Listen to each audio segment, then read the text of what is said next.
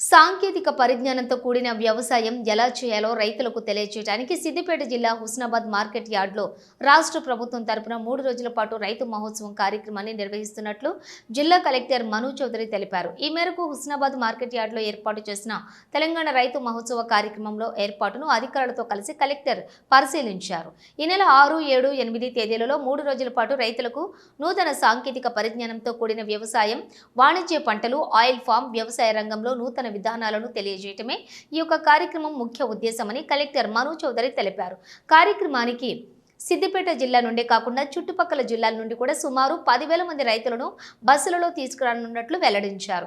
ఈ కార్యక్రమంలో శాస్త్రవేత్తలు, వ్యవసాయ యూనివర్సిటీ ప్రొఫెసర్లు, వ్యవసాయ కంపెనీల రిప్రజెంటేటివ్లు, horticulture, sericulture, animal husbandry department నుండి అందరూ భాగస్వాములవుతున్నారని, వచ్చిన రైతులకు 134 స్టాల్స్ ఏర్పాటు చేసి అవగాహన కల్పిస్తామని పేర్కొన్నారు. ప్రతి అరగంటకు ఒకసారి ప్రత్యేక వర్క్షాప్లను నిర్వహిస్తామన్నారు. ఈ కార్యక్రమానికి వచ్చినటువంటి రైతులకు భోజన వసతి, ఇతర సదుపాయాలను కూడా ఏర్పాటు చేశాం.